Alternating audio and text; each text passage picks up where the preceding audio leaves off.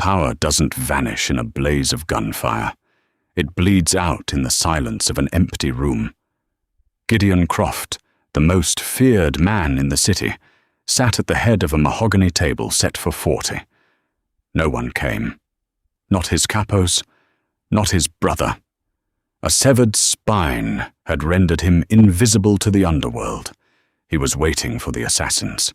Instead, the heavy oak doors swung open to reveal a tired single mother holding a bakery box and a 6-year-old boy. Rain battered the stained glass windows of the Croft estate, dragging grey streaks across the glass like dirty tears. Inside the grand dining hall, a grandfather clock ticked. Each second was a physical weight, dropping into the cavernous silence. Gideon Croft sat at the head of a 40-foot mahogany table. He hated this table. He hated the imported crystal glasses catching the dim chandelier light, and he hated the pristine silver cutlery aligned with military precision. Most of all, he hated the 39 empty chairs. Today was his 35th birthday. 6 months ago, this room would have been suffocating. It would have been packed with men in bespoke suits, smoking Cuban cigars, laughing too loud at his jokes, kissing his rings, and swearing eternal loyalty. That was before the ambush at the docks, before a hollow-point bullet shattered his T-12 vertebra and turned the ruthless head of the Croft Syndicate into a medical anomaly confined to a titanium wheelchair. Loyalty in his world was conditional. It required the threat of violence. Without the ability to stand, to loom, to personally administer consequence, Gideon had become a ghost in his own house. His underboss, Declan Walsh, had quietly absorbed his territories. His men had faded away, citing logistical issues, family emergencies, or simply stopping their replies to his summons. He looked down at his legs. They were dressed in charcoal slacks, motionless and alien. He could trace a finger over his thigh and feel nothing, yet his brain routinely tortured him with phantom fire, a burning sensation that didn't exist. He reached for his glass of scotch. His hand didn't shake. That was the one small mercy. His upper body remained a heavily muscled, coiled spring, but it was anchored to a broken foundation. "Thomas," Gideon said. His voice was a low, gravel rasp that used to make grown men sweat. From the shadows near the double doors, a figure shifted. Thomas was pushing 70, a relic of Gideon's father's era. He was the only guard left. The rats had fled the sinking ship, but the old dog stayed on the porch. "Sir," Thomas replied, stepping into the muted light. "Take the plates away. All of them. Are you sure, Mr. Croft? Traffic on the I-95 is stalled. Perhaps someone is just—" "No one is coming, Thomas." Gideon cut him off, staring into the amber liquid in his glass. Declan made sure of that. If anyone shows up tonight, it won't be to bring a gift. It will be to finish the job they started in December. Thomas swallowed hard, his Adam's apple bobbing above his stiff collar. He didn't argue. He moved to the nearest setting and began stacking the fine bone china. The clinking sound was agonizingly loud. Gideon closed his eyes, letting the humiliation wash over him. He wasn't afraid of dying. He was afraid of this pathetic, lingering irrelevance. He was a lion dying of tooth decay while the jackals circled. A sharp buzz interrupted the grim task. Both men froze. The security intercom at the front gates was ringing. It hadn't rung in weeks. Gideon's hand instinctively dropped toward his waist, his fingers brushing the cold steel of the Sig Sauer he kept tucked beside his hip. Thomas stopped stacking the plates and looked at his boss, his hand sliding inside his suit jacket. "Check the cameras," Gideon ordered, his voice flat. Thomas moved to the wall panel, tapping the screen. He frowned, squinting at the grainy night vision feed. "It's a Honda Civic, sir. Left headlight is out." Gideon tightened his grip on his gun. A drive-by? A distraction? Declan wasn't usually this sloppy, but maybe he was insulting him by sending amateurs. How many men? No men, sir. Thomas tapped the screen again, magnifying the image. It's a woman, and she's buzzing the gate repeatedly. Gideon wheeled himself backward, the high-tech motors of his chair whirring with a soft, expensive hum. He navigated toward the wall monitor. On the screen stood a woman in a cheap, yellow vinyl raincoat. The rain was absolutely drenching her. She had a massive cardboard box balanced on one hip, and with her free hand, she was leaning on the intercom button like it owed her money. Beside her, half hidden under the yellow coat, was a small child in rubber boots. "What the hell is this?" Gideon muttered. Through the intercom speaker, a crackly, exasperated voice burst into the room. "Hello? Look, the gate is supposed to be open. I have the cake. The invoice said delivery between 7 and 8, and it is 7:45. Please open the gate. My alternator is making a noise I don't like, and my son is freezing." Gideon stared at the screen. "A cake?" "Sir?" Thomas asked, finger hovering over the gate release. "Should I tell her to leave? We didn't order a cake." "Actually, sir, Mr. Arthur ordered it 4 months ago, before he passed." Gideon felt a sudden, sharp ache in his chest. Arthur, his old consigliere. The man who had practically raised him after his father died. Arthur had always made a ridiculous fuss about Gideon's birthdays, insisting that a man in their line of work needed to celebrate every year he survived. Arthur had been killed 2 months after Gideon was paralyzed, caught in a car bomb, meant to send a message. Gideon looked back at the screen. The woman was now kicking the iron gate with a worn-out sneaker. "Let her in," Gideon said quietly. "Sir, security protocol." "Let her in, Thomas. It's just a woman and a kid. If they're assassins, they're the most creative ones Declan has ever hired." Thomas pressed the button. The massive wrought-iron gates began to groan open. Gideon backed his chair away from the monitor and positioned himself at the end of the table again. He adjusted his suit jacket, hiding the gun.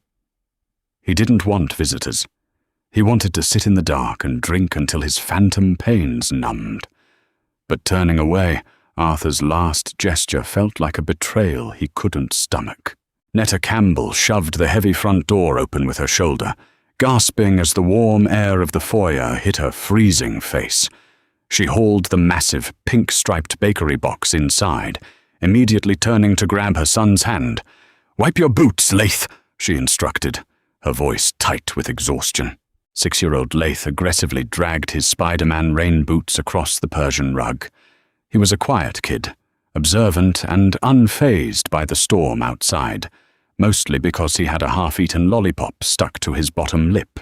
Netta kicked the door shut behind them and leaned against it for a second, catching her breath. Her lower back screamed in protest. She had been on her feet since 4 in the morning, kneading dough, dealing with a broken commercial oven, and fighting with her ex-husband over missed child support. When her babysitter texted an hour ago saying she had the flu, Netta had no choice but to drag Laith along for this final, agonizingly out-of-the-way delivery. She needed the money. The final payment for this monstrosity of a cake was $500.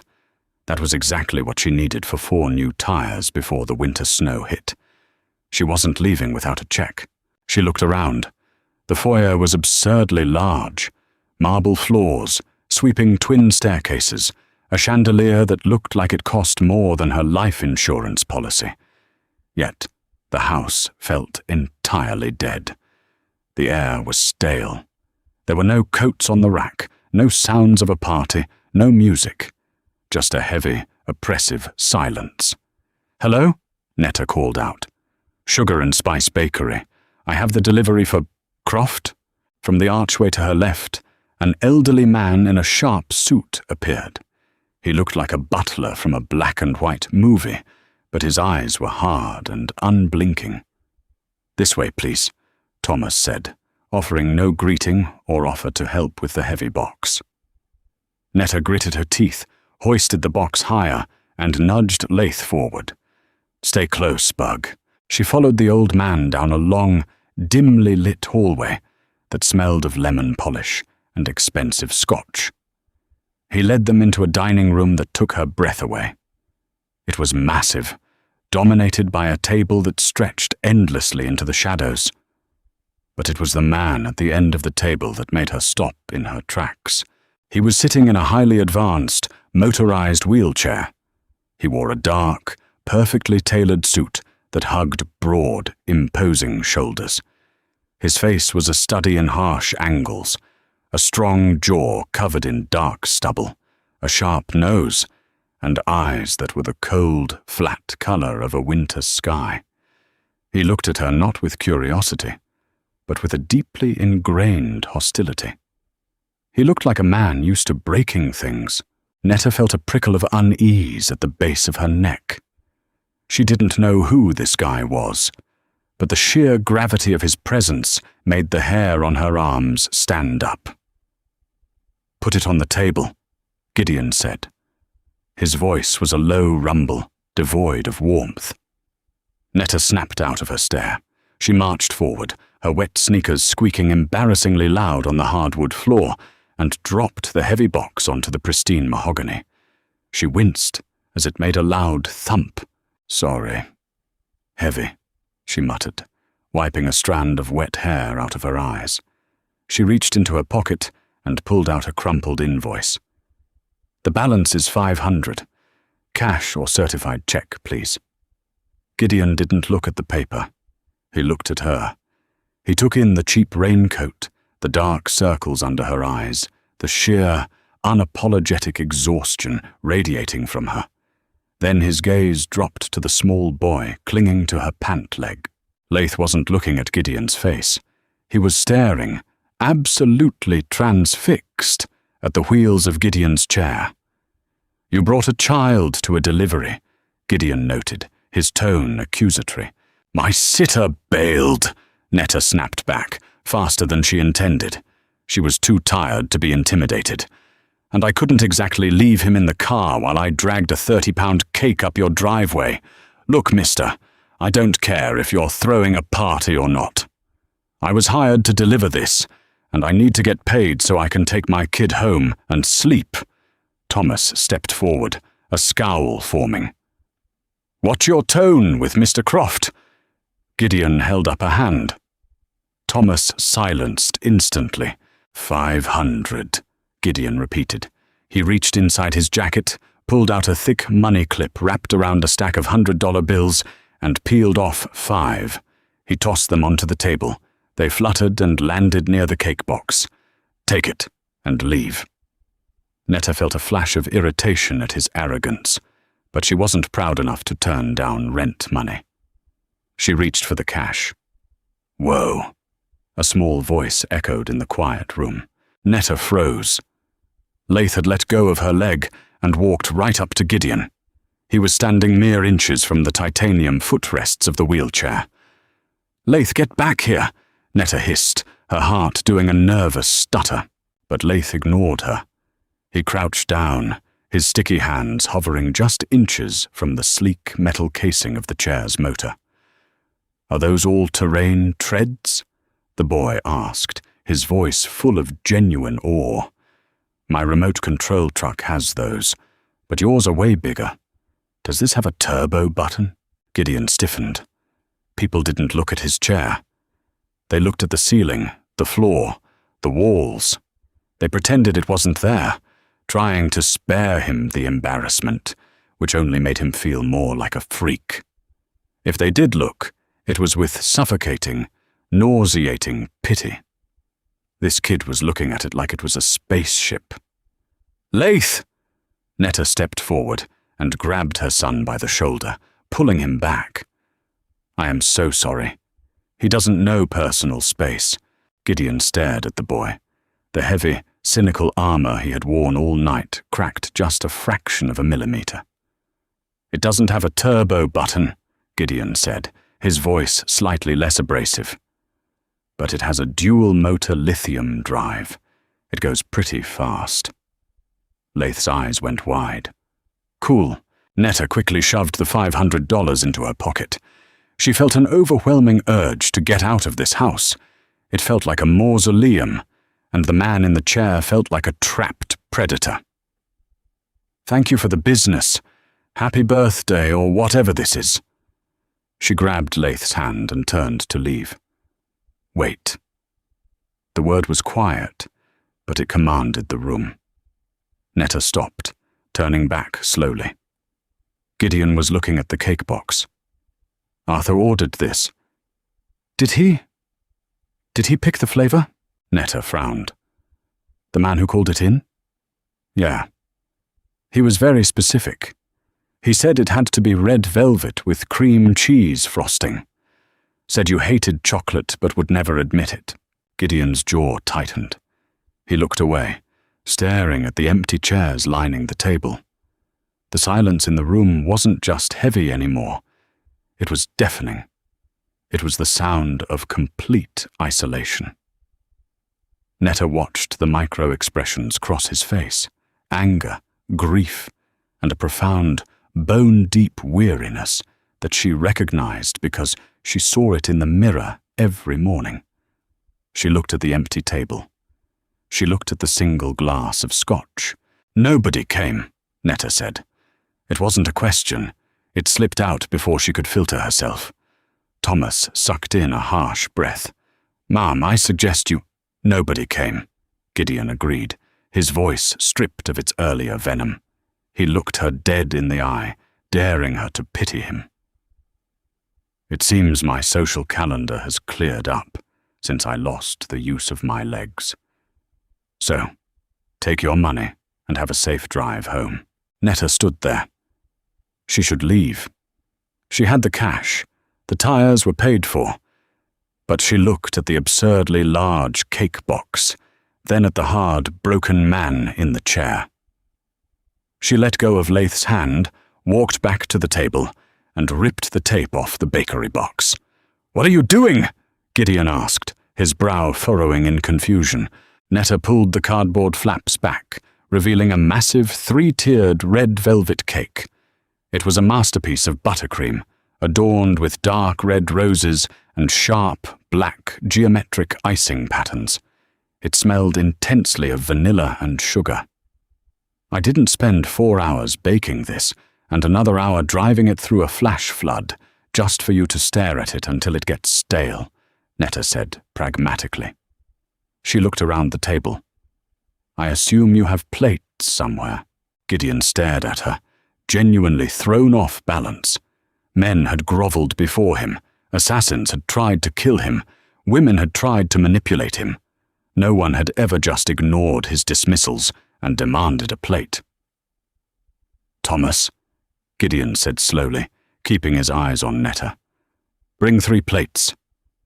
Thomas looked like he wanted to argue, but the strange, quiet authority in Gideon's voice stopped him. He moved silently to the sideboard and returned with 3 porcelain plates and heavy silver forks. Netta didn't wait for permission. She grabbed a silver cake knife that had been laid out and sliced into the bottom tier. She served a massive piece onto a plate and pushed it toward Gideon. She cut a smaller one for Lath, who had already pulled out one of the heavy mahogany chairs and climbed into it, his wet boots dangling halfway to the floor. Finally, she cut a piece for herself and sat down in the chair to Gideon's right. The most dangerous man in the city, the heir to a criminal empire, sat in stunned silence as a broke baker and her 6-year-old son commandeered his birthday dinner. Netta took a bite. The sponge is good. Sometimes the humidity messes with the rise, but this held up. She pointed her fork at Gideon. Eat. I promise it's not poisoned. Gideon picked up his fork. It felt strangely heavy. He cut a small piece of the red cake and put it in his mouth. The taste was an explosion of sweetness and rich cocoa. It tasted exactly like the cakes Arthur used to bring him when he was a kid, back when his father was still alive and the world wasn't painted in shades of blood and betrayal. He swallowed, a tight knot forming in his throat. "It's good. Of course it's good," Netta said, taking another bite. "I charge a premium for a reason." She looked at him, really looked at him this time. The expensive suit couldn't hide the gauntness of his cheekbones or the dark shadows of chronic pain under his eyes. "So what did you do?" Gideon raised an eyebrow. "Excuse me? To make everyone hate you," Netta said casually. She wiped a smudge of frosting off Laith's chin with her thumb. "Usually people show up for free cake. To have 30 empty chairs. You either have a terrible personality, or you did something really bad." Thomas coughed loudly from the shadows, stepping forward. "Ma'am, you are speaking to—" "It's fine, Thomas," Gideon interrupted, a dark, cynical amusement curling the corner of his mouth. It was the first time he had smiled in half a year. It felt entirely foreign on his face. He leaned back in his chair, resting his hands on the armrests. "I used to run a logistics company. Very competitive market. 6 months ago, a rival company decided they wanted my market share. They arranged a hostile takeover." He tapped the titanium wheel of his chair. "This was my severance package." Netta stopped chewing. She wasn't stupid. "Logistics company," she repeated. "The massive gated estate. The armed old man in the corner. The cash clip. The isolated, paralyzed man with a terrifying stare." It clicked. She swallowed hard, the cake suddenly tasting a little dry. "Right. Well, corporate America is cutthroat." "Something like that," Gideon murmured. "Did you shoot them back?" Laith asked loudly through a mouthful of cake. "Laith!" Netta gasped, her face flushing bright red. "Do not ask people things like that." Gideon actually laughed. It was a rusty, unused sound, harsh and brief, but it was real. He looked at the boy. "No, kid, I didn't get the chance, but I will." The absolute, cold certainty in his voice made Netta shiver. She realized she was sitting in the den of a wounded wolf, but strangely, she didn't feel like prey. She just felt like a woman eating cake with a very angry, very lonely man. Before the conversation could continue, the radio clipped to Thomas's belt, emitted a short, sharp burst of static. Thomas pulled it up, his face instantly draining of color. He pressed the earpiece into his ear, listening intently. When he looked up, his eyes met Gideon's. The easy moment shattered, replaced instantly by the icy tension of violence. "Sir," Thomas said, his voice devoid of any earlier politeness. "Perimeter alarm on the south wall. The cameras show 3 black SUVs idling on the access road. Men are getting out. They're carrying heavy bags." Gideon's face went completely dead. The humor vanished, replaced by the ruthless apex predator that had built the Croft Empire. Declan Walsh had finally decided to finish the job. Tonight, on his birthday. How poetic. Gideon looked at Netta. Her eyes were wide, darting between him and Thomas. She instinctively pulled Laith closer to her side. "They're coming for me," Gideon said, his voice flat, analytical. He didn't look at his useless legs. He looked at the woman who had just forced him to eat a piece of birthday cake. A strange, fierce, territorial instinct flared to life in his chest. He was done being a victim in his own home. "Thomas," Gideon commanded, his hand slipping smoothly under his suit jacket to grip the handle of the Sig Sauer. "Take the woman and the boy to the panic room in the sub-basement. Now!" Netta stood up, her heart hammering against her ribs. "Wait, what's happening? Who is outside?" "The people who gave me this chair," Gideon said, locking eyes with her. "And if you want to see tomorrow, you will do exactly what Thomas says. Go." He spun his chair around, facing the grand oak doors that led to the foyer. He wasn't the man he was 6 months ago. He couldn't stand, he couldn't fight them hand to hand. But as he drew his weapon and slid the safety off, Gideon Croft realized something he had forgotten. He didn't need to stand to kill them. He just needed them to walk through that door. "Move!" Thomas barked, gripping Netta's raincoat and yanking her toward the servants' corridor. Netta didn't hesitate. She scooped Laith into her arms, ignoring the sharp twinge in her lower back. Her son buried his face in her neck, unusually quiet. He understood the sudden shift in the room's gravity. Gunfire shattered the heavy oak doors before they even reached the hallway. Wood splintered inward in a violent spray of shrapnel. A deafening roar swallowed the dining room as automatic weapons tore through the mahogany table, sending chunks of red velvet cake and fine china flying into the air.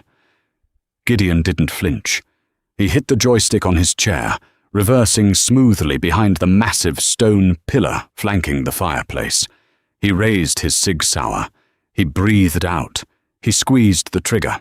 2 men in dark tactical gear spilled through the ruined doorway. Gideon dropped the first one with a clean shot to the chest. The man crumpled, his rifle clattering uselessly against the hardwood. The second intruder pivoted, spraying bullets wildly toward the fireplace. Marble chipped and rained down on Gideon's shoulders.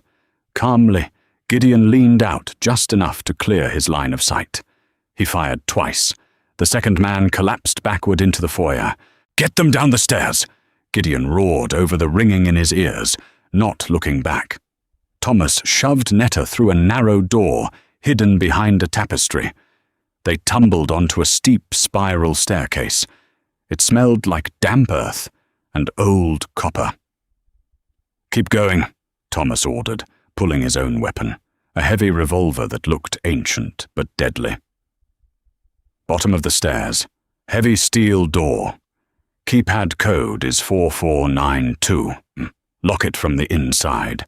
Netta scrambled down the steps, her wet sneakers slipping on the stone. "What about you? What about him?" "I serve the Croft family," Thomas said simply. He turned back toward the dining room, shutting the hidden door behind him. Down in the dark, Netta hit the landing hard, scraping her knee. She scrambled up, carrying Laith toward the heavy steel vault door. Her hands shook violently as she punched in the numbers. 4, 4, 9, 2. A heavy mechanical clunk echoed. She hauled the door open, practically throwing herself and Laith inside, and slammed it shut. She threw the heavy interior deadbolt. Total darkness consumed them. Silence down here was absolute, completely disconnected from the war raging above. Netta leaned against the freezing steel, sliding down until she hit the concrete floor. She pulled Laith into her lap, wrapping her arms around him tight enough to bruise. "Mummy," Laith whispered. His voice trembled. "Are those bad guys?"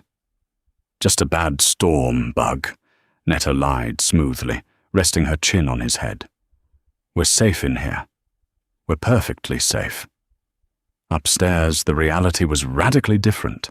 Gideon ejected a spent magazine, letting it clatter to the floor, and slammed a fresh one into the grip. His chair hummed as he strafed sideways to a new vantage point. He was outgunned, and he knew it. 5 more men flooded the dining room, moving with military precision. Declan had hired professionals. They realized quickly that their target wasn't cowering. "He's behind the bar!" someone shouted. Bullets shredded the antique mirror behind the mahogany wet bar. Glass rained down in a cascading waterfall of sharp daggers, bouncing off Gideon's broad shoulders. He kept his head down, waiting for the pause in their rhythm. Professional shooters fired in bursts. Amateurs held the trigger. These guys were firing in disciplined 3-round intervals. He timed it. 1, 2, 3. Reload. Gideon spun his chair out from behind the cover, firing rapidly.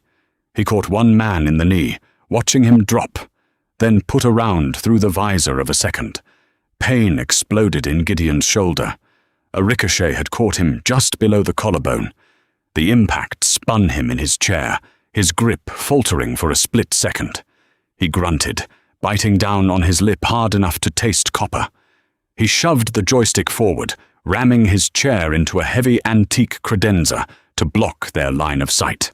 Thomas appeared from the servants' hall, his heavy revolver booming like a cannon. He took down a man trying to flank Gideon, but age betrayed him. A burst of return fire caught the old man in the ribs.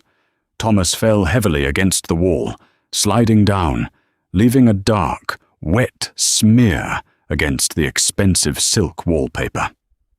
"Thomas!" Gideon yelled, his voice cracking with a sudden, desperate fury. "I'm fine, sir," Thomas wheezed, weakly raising his revolver again. "Hold your ground." They were pinned. Gideon had 4 rounds left in his magazine. He carried 1 spare, 9 bullets against at least 4 remaining heavily armed men. And he couldn't walk. For the first time since the hospital, the utter helplessness of his paralysis threatened to choke him. He stared at his motionless legs, hating them with a white-hot intensity. He prepared to die sitting down. Inside the panic room, a bank of monitors flickered to life. Netta gasped, shielding her eyes from the sudden blue glare. The walls of the bunker were lined with tactical equipment, rations, and a massive security console. The screens displayed every angle of the estate. She immediately found the dining room feed. Her stomach dropped. The room was destroyed. Wood, glass, and ruined furniture littered the space. She saw Gideon pinned behind a heavy cabinet, clutching his shoulder. A dark stain was spreading across his crisp white shirt. Across the room, an older man, Thomas, lay slumped against the wall, barely moving. 4 men in tactical gear were slowly advancing on Gideon's position, communicating with silent hand signals. They were moving for the kill. Netta stared at the screens, her breath catching in her throat. She was a baker. She woke up at dawn, she made cupcakes, she fought for child support.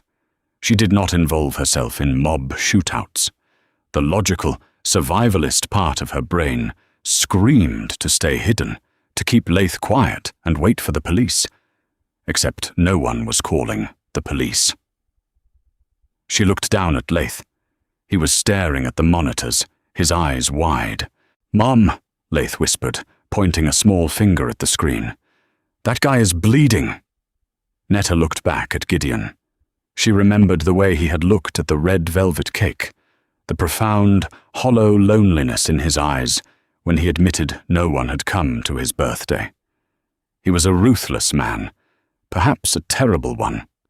But right now, he was just a broken guy about to be executed in his own home. Her eyes scanned the panic room console. Below the camera feeds, a row of heavy industrial switches labeled the estate's power grid. Main floor, west wing, perimeter, security. An idea, born of pure, reckless desperation, sparked in her mind. "Laith," Netta said softly, grabbing his shoulders. "I need you to close your eyes and cover your ears. Count to 100. Do not open them until I say so." Laith nodded strictly, squeezing his eyes shut and pressing his hands over his ears. Netta stood up. She stared at the monitor, calculating the distance between the intruders and Gideon. They were 10 feet away, 8 feet, raising their rifles. She slammed her hand down on the switch-labeled main floor. Upstairs, the grand dining room plunged into absolute, pitch-black darkness. The sudden absence of light was a physical blow. The intruders stopped, their night vision goggles currently pushed up on their helmets. Confusion rippled through their ranks. "Lights out! Switch to thermal!" one of them hissed. It took them exactly 4 seconds to pull their visors down. 4 seconds was all Gideon needed. He didn't need to see. He knew this room down to the centimeter. He knew exactly how many rotations of his chair's wheels it took to clear the credenza. He knew exactly where the intruders had been standing. Gideon pushed the joystick forward. The electric motors of his chair were whisper quiet. He glided out from cover like a ghost. He fired 3 times into the dark. 3 heavy thuds echoed through the blacked-out room. The remaining intruder panicked, firing blindly into the dark. Muzzle flashes illuminated the destruction like strobe lights. Gideon didn't flinch. He tracked the source of the flash, pivoted his chair, and fired his last round. A final groan, a clatter of metal, and then silence. Heavy, ragged breathing filled the room. Gideon sat in the dark, the hot barrel of his gun resting on his thigh. His shoulder throbbed with a sickening rhythm, the pain finally cutting through the adrenaline. He listened intently. No movement. No breathing other than his own, and the wet, labored gasps coming from Thomas. Suddenly, the lights flickered back on. Gideon blinked against the harsh glare of the intact chandeliers. The dining room was a slaughterhouse. 5 bodies lay scattered across the expensive rugs. He wheeled himself quickly toward Thomas. The old man was clutching his side, his face pale and clammy. "Thomas," Gideon said, pressing his hand over the old man's wound to stem the flow. "I'm all right, sir," Thomas rasped, offering a weak, bloody smile. "Seems I'm a bit slower than I used to be." "You did good, old man. Stay with me." A heavy metallic clank echoed from the servants' corridor. Gideon instantly grabbed a discarded rifle from one of the dead men, leveling it at the doorway. His muscles coiled, ready to fight until his heart stopped. The hidden door slowly creaked open. Netta stepped out, her hands raised in the air, trembling violently. Her cheap yellow raincoat was smeared with dirt from the stairs. She looked at the bodies, her face draining of all color. She squeezed her eyes shut for a second, swallowing hard, before forcing herself to look at Gideon. Gideon lowered the rifle, stunned. "You turned the lights off," he said. It wasn't a question.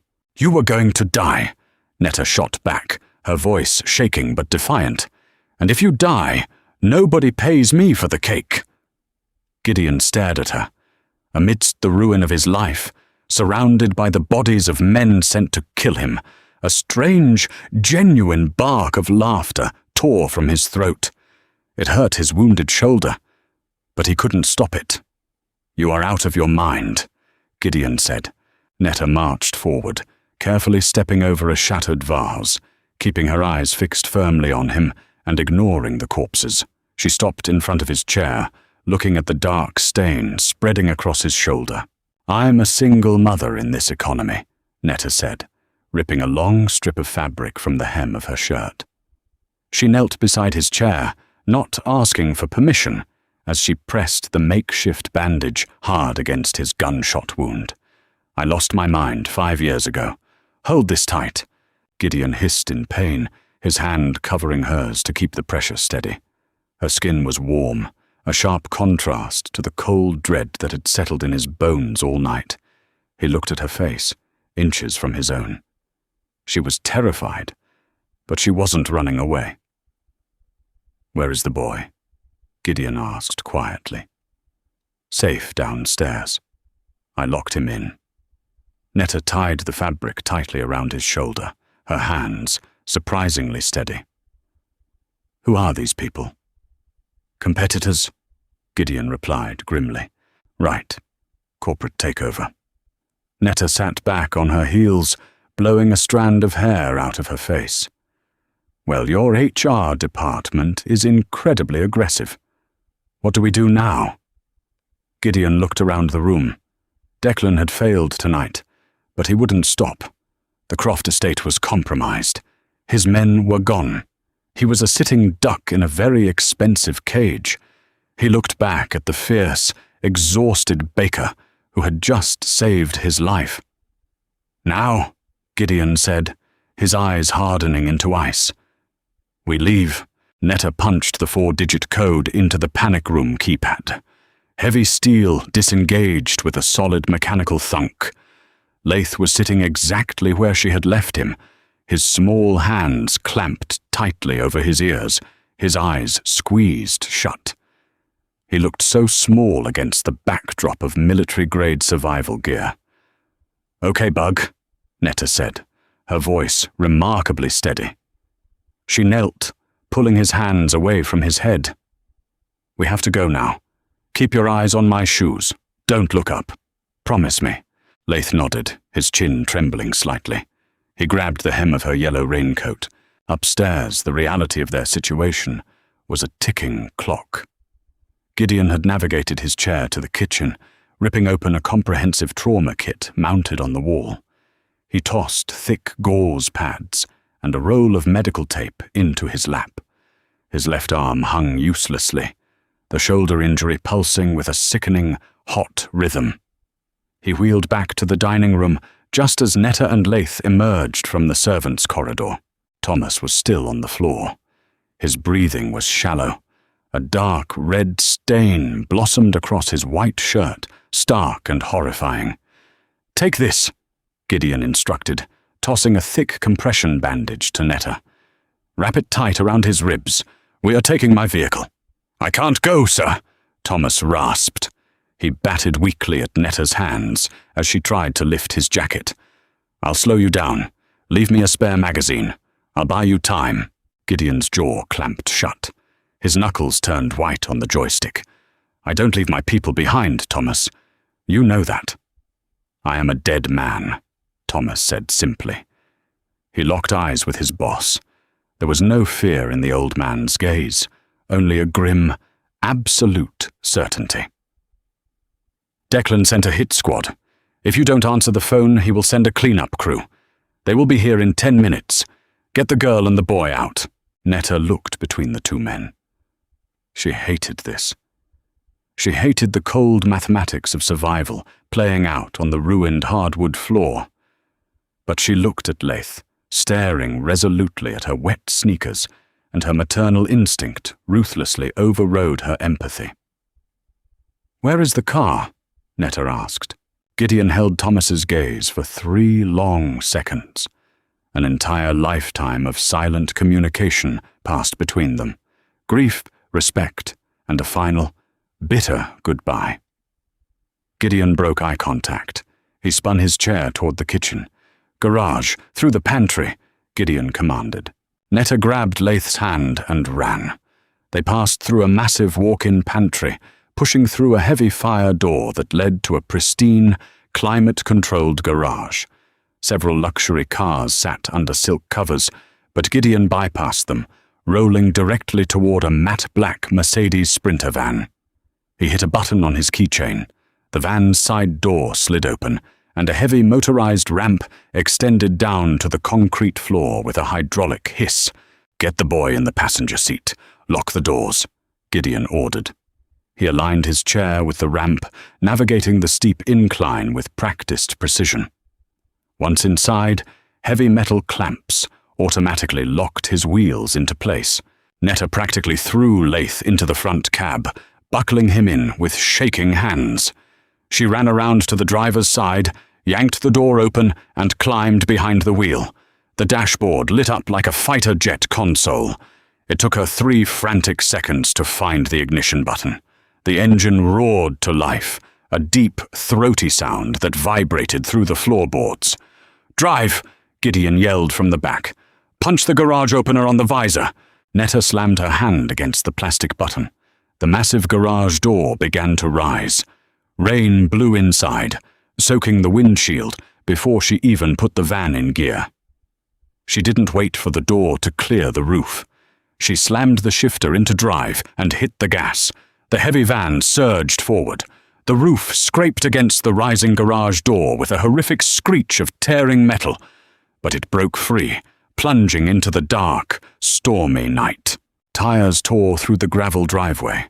Netta navigated the winding estate roads blindly, the wipers struggling to clear the torrential downpour. She blew past the open iron gates, turning sharply onto the slick black top of the coastal highway. Silence filled the cab, save for the hum of the engine and the relentless beating of the rain. Netta checked the rearview mirror. Gideon was sitting in the back, bathed in the faint green glow of the van's interior lights. He was gripping his wounded shoulder, his head thrown back against the headrest, eyes clamped shut in pure agony. "Where are we going?" Netta asked, her voice cracking for the first time. "I need a hospital for you, and I need to drop my son somewhere safe." "No hospitals," Gideon gritted out. "Declan owns the police. He owns the trauma wards. If we walk into an ER, we will be dead before morning." "You have a bullet in your shoulder." "It went clean through," Gideon replied, his breath hitching. "I felt the exit wound against the chair. Just drive. Take the I-95 south. I'll tell you when to exit." Netta gripped the steering wheel until her hands cramped. She was aiding and abetting a fugitive. She was an accessory to a gang war. Tomorrow, she was supposed to bake 4 dozen lemon tarts for a baby shower. The absolute absurdity of her life felt like a heavy weight pressing down on her chest. She looked over at Laith. He was fast asleep, his head resting against the cold window, lulled by the motion of the van and the exhaustion of terror. Netta pressed harder on the accelerator. She had no choice. She was in the passenger seat of this nightmare, and the only way out was to keep driving. Rain pounded against the rusted corrugated metal roof of the abandoned warehouse. It was an old textile mill on the industrial edge of the city, purchased years ago by one of Gideon's shell companies for storing illicit freight. Now it was just a dark, cavernous space filled with stale air and the distant scuttling of rats. Netta parked the van near a stack of wooden pallets, cutting the engine.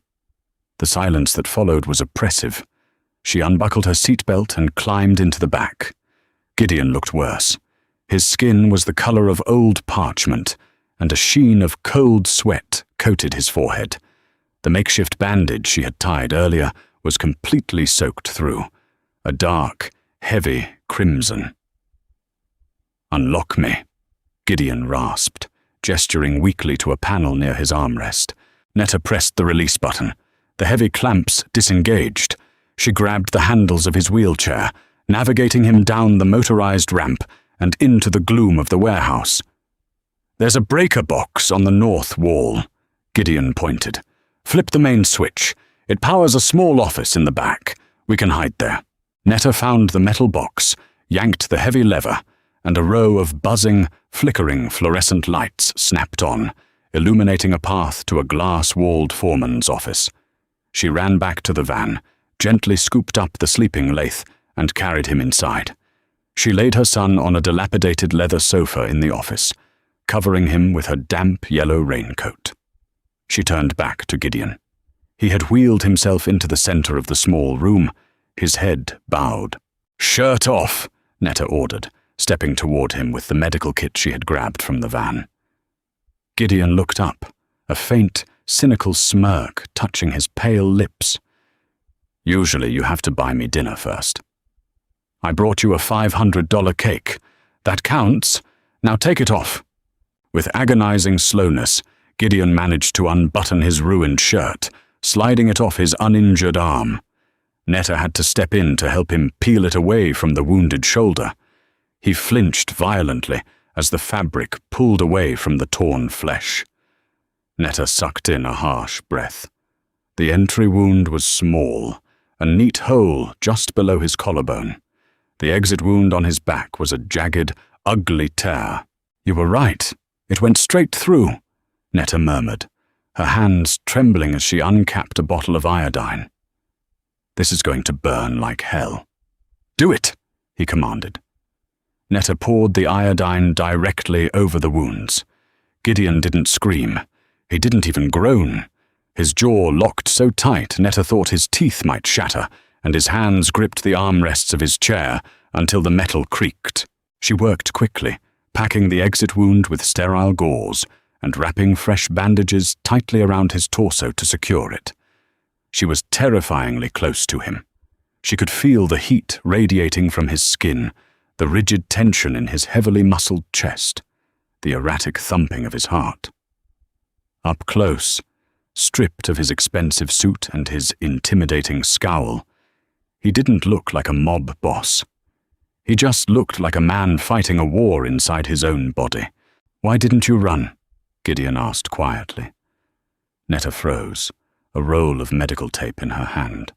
She looked up, meeting his cold, grey eyes.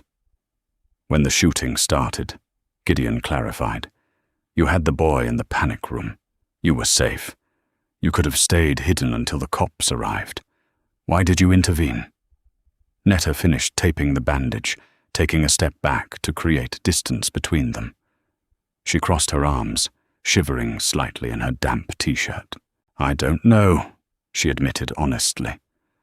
Maybe because I know what it feels like to sit alone in a room, waiting for someone to care enough to show up. And nobody does.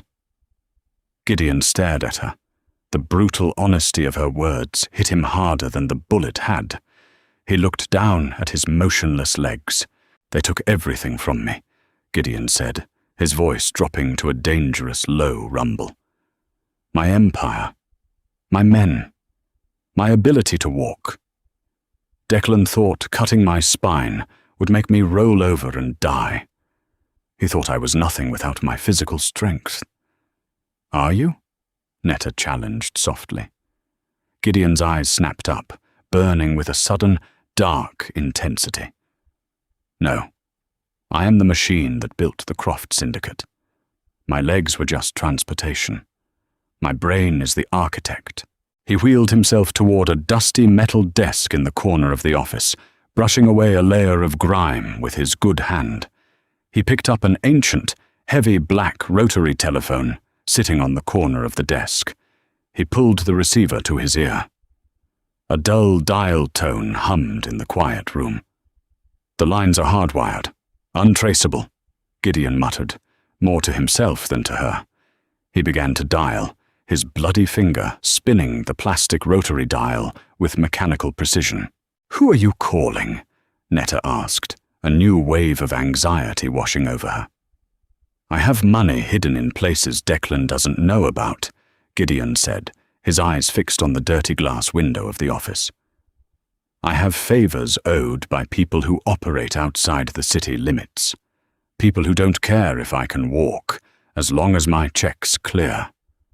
He paused, listening to the phone ring. I'm going to burn Declan Walsh to the ground, Gideon stated quietly, making a solemn vow to the empty room. But I can't do it from this chair alone. I need a proxy. I need someone who can move freely in the city without being recognized. He turned his chair slowly, leveling that intense, terrifying gaze directly on Netta. Netta's heart dropped into her stomach. Absolutely not. Do not even look at me like that. I bake cupcakes. I drive a minivan. I am not joining the Mafia. You already did, Netta, Gideon said smoothly, speaking her name for the first time. It sounded strange on his tongue, heavy and deliberate. You killed a man's night vision advantage, resulting in 4 dead mercenaries. Declan's men have your license plate from the security feed at the gate. You can never go back to your bakery. You are officially in the game. Netta opened her mouth to argue, to scream, to demand he fix this, but the heavy click of the phone line connecting interrupted her. Yeah? A gruff, tired voice answered on the other end of the line. Gideon didn't look away from Netta. It's Croft. I need a cleanup crew at my estate, and I need 3 untraceable vehicles. We're going to war. Morning sunlight filtered through the grime-caked skylights of the abandoned textile mill, casting long, fractured shadows across the concrete floor. Netta sat on the edge of the dilapidated leather sofa, watching Laith breathe in the deep, untroubled rhythm of childhood sleep. She felt entirely detached from her own body.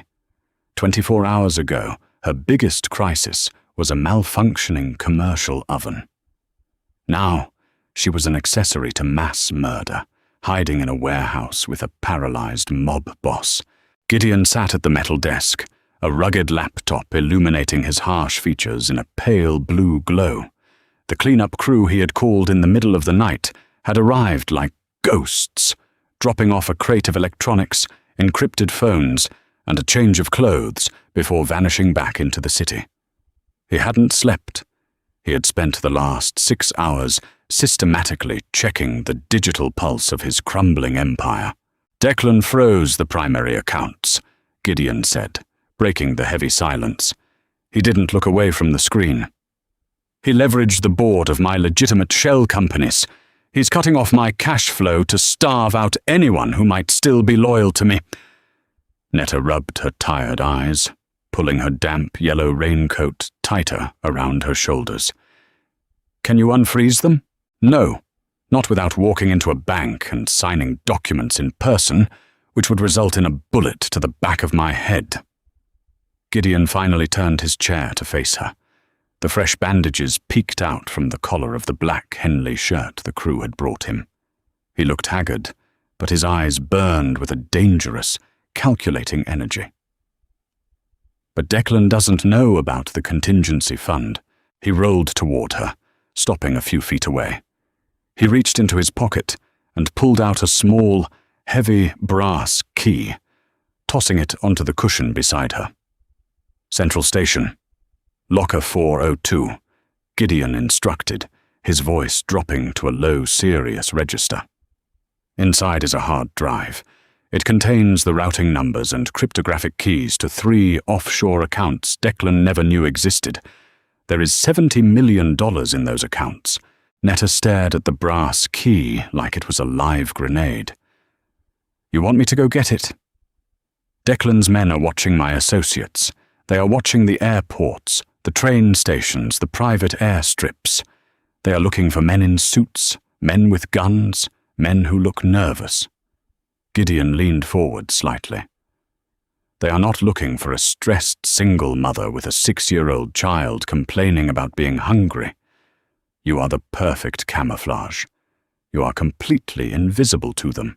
Panic tightened Netta's chest. I have a bakery. I have a life. If I get caught on camera... Your bakery was firebombed 2 hours ago, Gideon interrupted softly.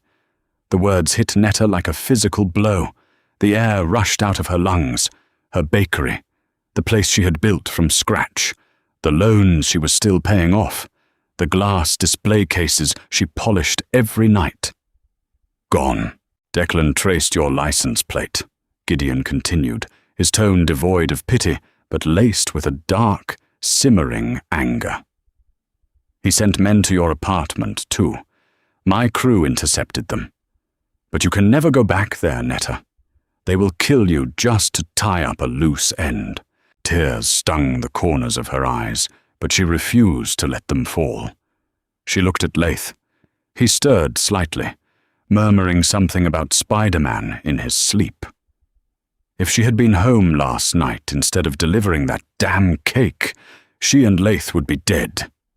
Anger, hot and sharp, replaced the panic. She grabbed the brass key, her knuckles turning white. I get the drive, Netta said, her voice shaking with a terrifying new resolve. And then what? I hand you the keys to your kingdom, and you pat me on the head. You hand me the drive, and I wire $5 million into a secure account under a new name for you, Gideon promised, holding her gaze. I bought a private charter plane.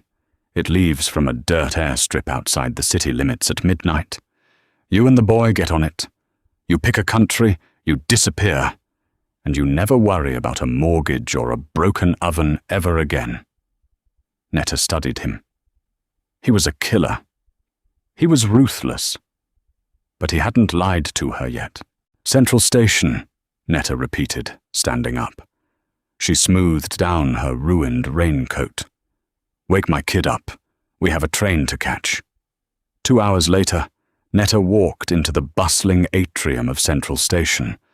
The sheer volume of people was dizzying. Commuters rushed past, dragging suitcases and clutching coffee cups. The noise was a dull, constant roar. Laith held her hand tightly, eating a stale powdered donut she had bought him from a vending machine to keep him quiet. Netta kept her head down, perfectly mimicking the exhausted, overwhelmed posture of a mother, just trying to get through the day. She navigated the crowds, following the overhead signs toward the long-term storage lockers. Locker 402. She found the aisle. It smelled like cheap floor wax and stale urine. She knelt down, pretending to tie Lath's shoe, casually scanning the concourse behind them. 2 men in dark coats were loitering near the magazine stand, not buying anything, just watching the crowd. Declan's men. They had to be. Her heart hammered a frantic rhythm against her ribs.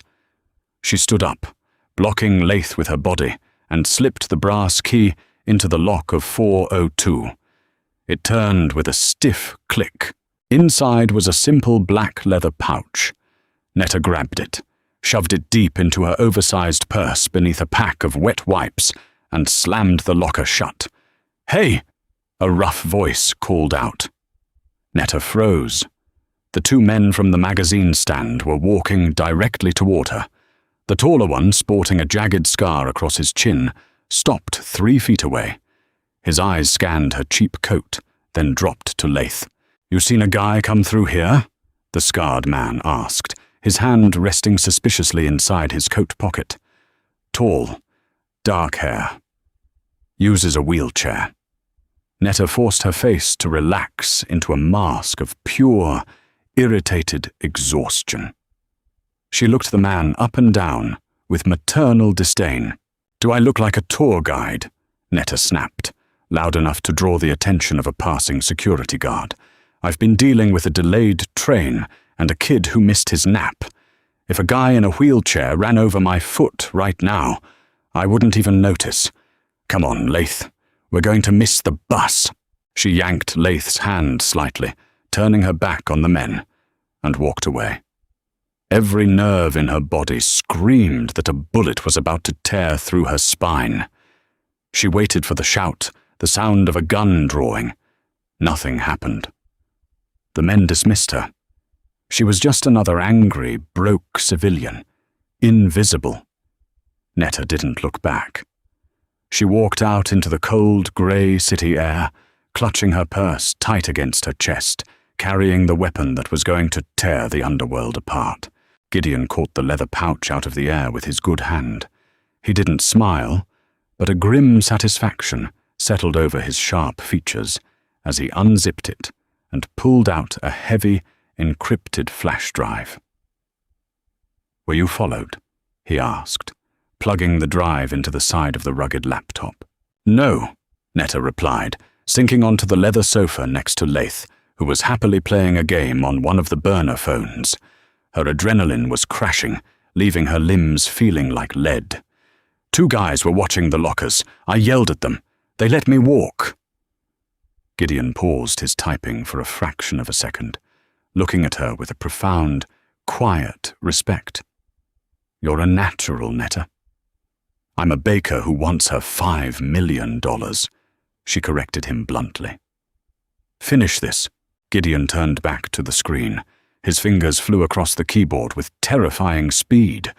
Lines of code and banking interfaces reflected in his cold, grey eyes. "Declan thinks power is territory," Gideon murmured, his voice echoing in the hollow warehouse. "He thinks power is how many men you have holding guns. He forgot the golden rule of our business. Loyalty is just a rental, and I am about to evict him." He hit the enter key, transferring $70 million into the offshore ghost accounts, Gideon narrated softly. "And now, accessing Declan's payroll ledgers." Netta watched the screens cascade with data. She didn't understand the logistics of it, but she understood the absolute finality in Gideon's posture. He wasn't just surviving, he was dissecting his enemy alive. "He bought off the police commissioner and 3 judges," Gideon noted, his eyes scanning a spreadsheet. "Sending the transaction receipts to the state prosecutor's anonymous tip line. Sending the coordinates of Declan's primary drug warehouses to the Federal Enforcement Database."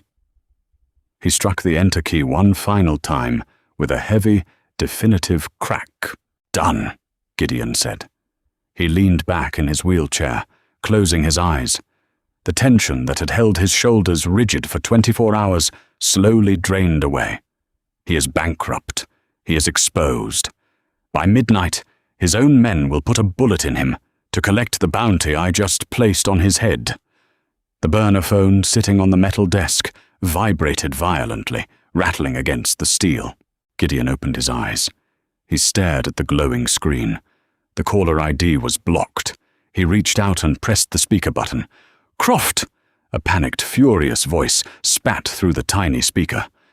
"Declan Walsh." "Hello, Declan," Gideon replied, his tone smooth, conversational, and entirely devoid of fear. "What did you do?" Declan screamed. The sound of sirens wailed faintly in the background of the call. "My accounts are zeros. The feds are raiding the docks. You crippled bastard, I will find you, and I will—" "You won't find anyone." Gideon cut him off, his voice dropping into a dark, freezing register that commanded absolute silence. "You forgot who built this house, Declan. I didn't need my legs to crush you. I just needed a keyboard. Run fast. Your own bodyguards are looking at you differently right now, aren't they? They know you can't pay them." A heavy, terrified silence hung on the line. Declan knew it was true. "Happy birthday to me," Gideon whispered, and ended the call. He stared at the blank phone for a long moment, letting the victory settle into his bones. It was a cold comfort, but it was enough. He was no longer a ghost in an empty room. He was the kingmaker. Gideon turned his wheelchair around, facing Netta. He picked up a heavy canvas duffel bag from the floor and tossed it onto the sofa beside her. The zipper was half open, revealing tightly banded stacks of $100 bills. "5 million, Gideon said softly. "As promised, the charter plane is waiting at the airfield. My men will drive you." Netta looked at the money. It was more wealth than she could comprehend. It was a new bakery, a house with a yard for Lath, a life entirely free of the grinding panic of poverty. She had won. She looked up at Gideon. He was sitting perfectly still in his titanium chair. He was the most dangerous man in the city, entirely alone, wrapped in bandages and shadows. And for the first time since she forced her way into his dining room, he looked vulnerable. "What happens to you?" Netta asked quietly. "I rebuild," Gideon said. "I find a new house. I find new men. The business continues." Netta stood up. She grabbed the heavy canvas bag, hoisting the strap over her shoulder. She walked over to Gideon, stopping inches from his chair. She reached into her pocket, pulled out the crumpled invoice from the bakery, and laid it gently on his laptop keyboard. "You still owe me $500 for the cake," Netta said softly. Gideon looked at the paper, a genuine, rare smile breaking across his hardened face. He reached into his pocket, pulling out the same silver money clip from the night before, and peeled off 500s, handing them to her. "Paid in full," Gideon said, his voice thick with an emotion he refused to name. Netta took the money, her fingers brushing against his warm skin. She didn't look away. "If you ever get tired of the business, I might need an investor for my new shop. Someone who knows how to run a logistics company." Gideon held her gaze, a spark of pure, unadulterated hope lighting up his cold grey eyes. "I'll keep that in mind, Netta." Netta turned, grabbing Lath's hand. She walked out of the office, out of the shadows, and into the bright, blinding promise of a new morning. Power didn't vanish in an empty room. Sometimes it just changed hands, carried out in a cheap yellow raincoat by a woman who refused to back down. The silence of an empty room can break a man. But sometimes the universe sends exactly what we need in the most unexpected package. Gideon learned that true strength isn't about standing tall. It's about having the brilliance to fight back and the courage to let someone in. Netta proved that a mother's fierce determination is more dangerous than any mob enforcer. Did this intense Mafia survival story keep you on the edge of your seat? If you loved this unexpected alliance, please like, share, and subscribe for more thrilling, character-driven stories. Drop a comment below with your favorite moment.